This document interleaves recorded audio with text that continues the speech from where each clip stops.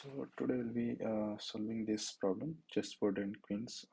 This is part of introductory problems in CSES. So this is kind of a bit medium level question, and I think it understanding the recursion and the backtracking would really help in this problem. And so I'll be diving deep into like how the backtracking works and how it basically solve this problem. So Uh, yeah, let's start. First of all, the what problem description says that we'll be given this 8 by 8 chessboard, and with some of the uh, some of the cells of the chessboard is preoccupied with any of the pieces that we don't care actually, and other remaining pieces that we have, for example these, so these will be like denoted with the dot, which represents an empty cell. So basically what it will help us is like we need to place 8 queens in this chessboard, and we need to find out the number of ways we can place those 8 queens in this chessboard, right? And we need to keep in mind that we cannot place the queens in these preoccupied cells. Okay, here we cannot occupy, and also we have to keep in mind that 2 queens, whenever we are placing into the chessboard, they should not collide with each other. Collision means that they cannot attack each other, right? So we need to basically find those ways out. Okay, so if we try to solve this based on the recursion, so it's only recursion will not basically help here. So if we try to break this problem using recursion, we'll think that okay, let's start with placing any of the yeah.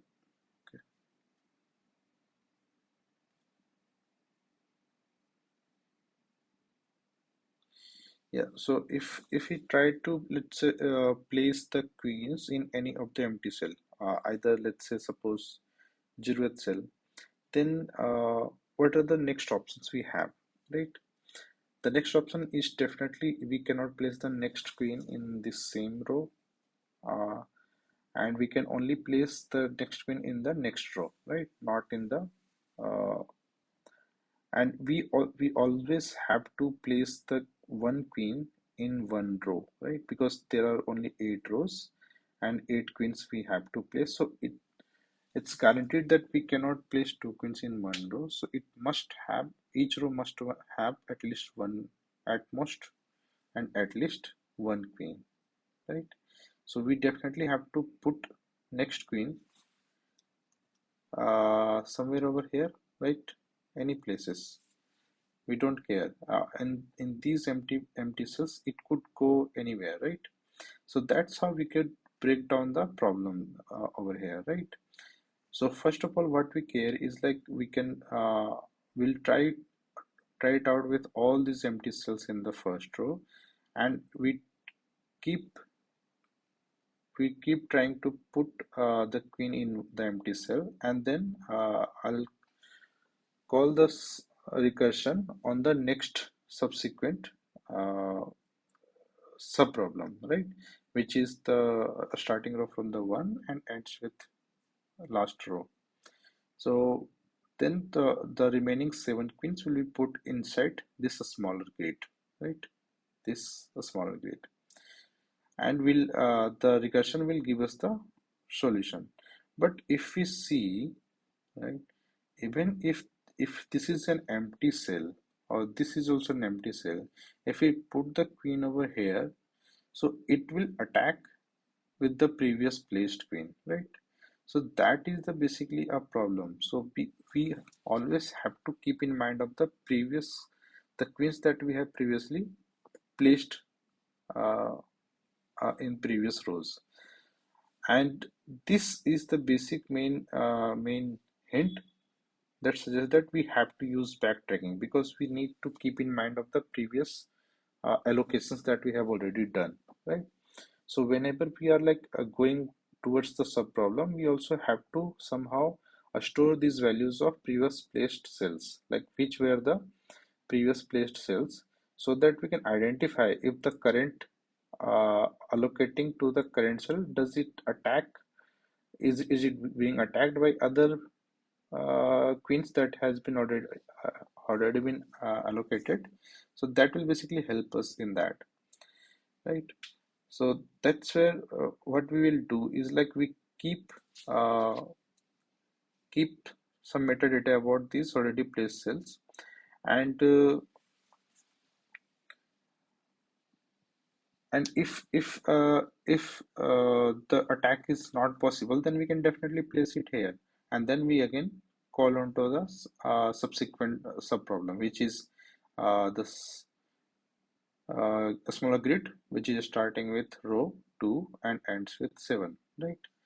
And the number of queens that will be left with us is a 6 that needs to be placed, right? So that is the case.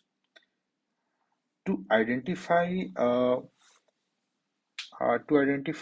this part, the attack part efficiently, one way what anyone would think is like, the naive approach would be like, we'll maintain sort of a, like a allocation array, or maybe visited character array, which will represent that this particular cell has been already allocated, and the next recursion will hold that state of the previous allocated cell, and it will verify that the previous cell, uh, and the current cell. So from the current cell, if there are any queens in the this primary diagonal present or not, or in the secondary diagonal present or not, or in the same row present or not, or in the same column present or not, right? So this will basically help us in quickly identifying that if the attack is possible or not. But how can we optimize it?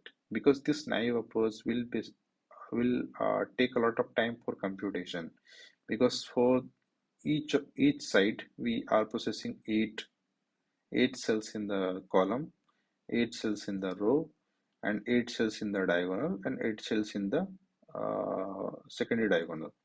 So it will be 8 times 8, right? 8 times 4, which is like 32. 32 times for each cell. That will take a lot of time to compute. So we can optimize this lookup for the previous cells by using either a Boolean array for each of the row and column and the primary cells and the secondary cell. That is one option. And the other approach is like using an integer, and we'll do bit masking over here, where each of the set bits will represent the cell that is allocated in particular uh, cell of a row or particular cell of a column. So each of these column, since there is only 8 cells possible, so 2 to the power 8, so maximum range that will go to is like 256, which is definitely fitting in the range of an integer. So we'll be going ahead with bit masking, and whenever we want to place a queen into any cell, we'll just use mark it as set bit. We'll set the bit, and whenever we are like uh, going backtracking, we'll unset that bit, right? Hope it makes sense. So yeah, so let me also explain how this bit masking will work. So if we look closely, we'll see that all these all the let me take any example. So let's suppose I equals to or maybe let's say row equals to any point. let's suppose we place the queen over here, right? Which is row is 3 and the column is 1,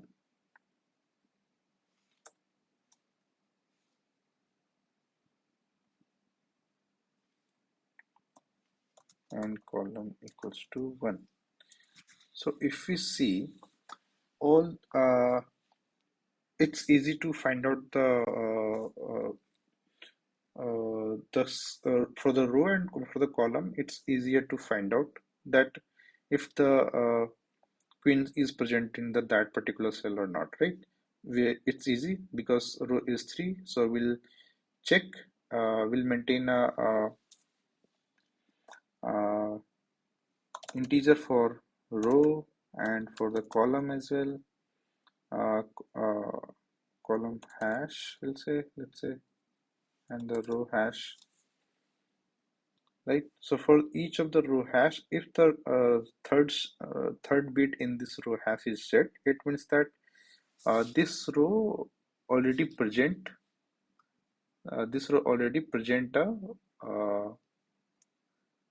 uh, queen. And similarly for the column, we'll check if in the column first bit of the column hash is set or not. If it is set, it means it is already there, right? Similarly for the primary diagonal, what we could do is the row plus column, we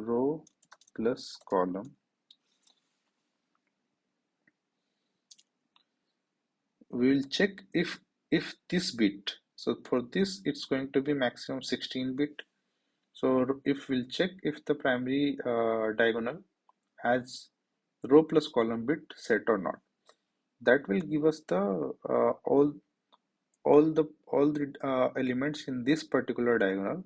If if uh, if it is set, it will have the bit is set in the primary diagonal.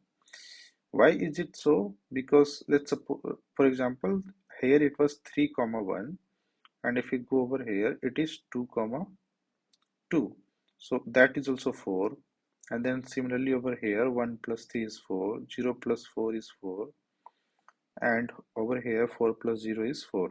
So all these elements in the primary diagonal will have the sum of row id and the column id same as the current cell. So that will help us in identifying if the that primary diagonal contains the queen or not.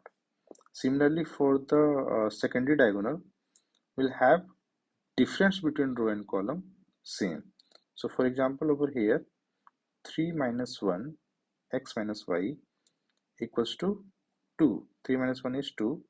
Similarly over here 2 minus 0 is 2, and over here 4 minus 2 is 2, and 5 minus 3 is 2, and then 6 minus 4 is 2, and then 7 minus 5 is 2, right?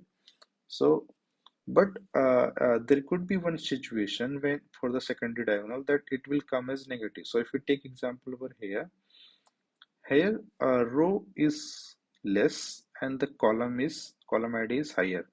So in this case it will become negative, and bit masking, identifying the set bit of the negative value won't be possible. So we'll be doing an offset. So in only in case of the secondary diagonal, we are doing x minus y will definitely do, which is like row minus column, and we'll also add an offset which will basically make it greater than equals to 0. How it will become greater than equals to 0? By adding 8 only, because the maximum value of column can go up to 8. So if we offset it to 8, then it will make the whole thing as greater than equals to 0. So this will basically help us in identifying the set bit, right? So now let's hope it will be clear with the solution.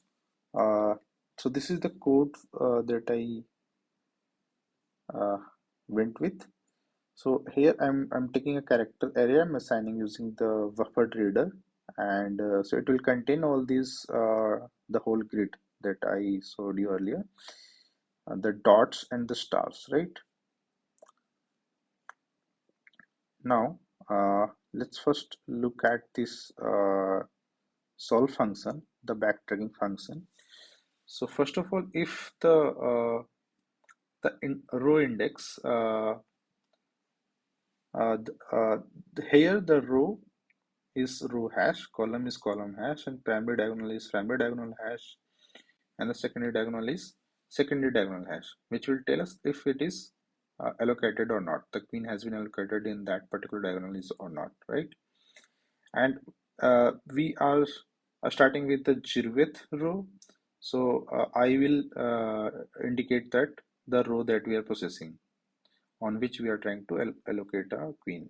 Okay, so if that is more than 8, or because we are iterating from 0 to 7, so if it is greater than 7, which is 8 or more, then we have found one solution, right? That all the 8 queens have been placed. So in that case, we'll return 1. And uh, otherwise, we'll start with result as 0, means that we are yet to place a queen in the grid, and the queens are remaining. Then in that case, we are initiating with the 0, and we are checking for all the 8 cells in a specific row, right? That we discussed earlier. For each of the cells, we will verify, we'll keep trying to place the queen. Either it is here, here, here, here, here. So we'll keep checking the possibility of getting a solution by putting it here, and getting a result out of it, and we'll keep adding it into the result, right? So here what I'm doing is, first of all, I'm checking if it is a occupied cell or not. If it is a star, it means it is an occupied cell, right? If it is a star, it is occupied cell. If it is not a star, it means that we need to check for a collision, right? That with the previously placed cell, is there any collision? So here, as you can see, I am passing the current coordinates of the cell, which is I comma j, and all these 4 hashes that we discussed earlier: the row hash, column hash, primary diagonal hash, and the secondary diagonal hash. So now let's look at this collision function, how it is detecting if there is a collision or not. So here, as you can see, I'm checking if the ith here, I have denoted I and j as with x and y. So I'm checking if the ith bit in the row hash is set or not, which will indicate if there is any element is already allocated in that current row. And if it is not 0, it means there is a queen already placed, right? Similarly for column, we are checking if the jth bit in the column hash is set or not. If it is non-zero, it means there is a queen already set and the collision has been detected. Similarly for the primary diagonal, I'm checking if the row plus column bit is set in the primary diagonal or not. Similarly in secondary diagonal, I'm checking x minus y plus 8. Plus 8 is just for making it non-negative, right? The whole thing non-negative, so we can do the bit masking here, right? So I will check if the x minus y plus 8 bit in the secondary diagonal is set or not. If that's so, then the collision is detected. So now that we have seen that if the collision is there, if the collision is also not there, and also not an occupied cell, it means that it's an empty cell, right? Or uh, uh, putting it here won't cause any problem. In that case, what I am doing over here is like marking the current cell, that this has I am allocating the current cell with the queen. So this part is doing that. So I'm marking a row to set, column to be set of current cell, primary diagonal to be set of current cell, and secondary diagonal to be set of current cell. And then I'm iterating for the sub problem, and I'm getting the result out of it, and I'm keep adding the outcome of the sub problems. And once we have got it, we also have to unset it, right? So that the next uh, next cell can be next cell in the same row can be processed, right? That's why I'm unsetting it. So XORing the same bit would unset the flip the bit actually. So this XOR of the row hash, column hash, and primary diagonal hash and secondary diagonal hash will unset that. So this is the core backtracking part over here. Backtracking says that first set it, process, then also unset it, because we are backtracking the path of recursion. And once that is done, it will return the result. So that will give us the result over here, because and also we are starting with 0th row, right? And the hash initially for all of them, all four hashes will be 0, right? So that's what it says, because there would be no queens placed in any chessboard initially, right? Yeah, so that was all. uh, Hope it was clear. Thank you.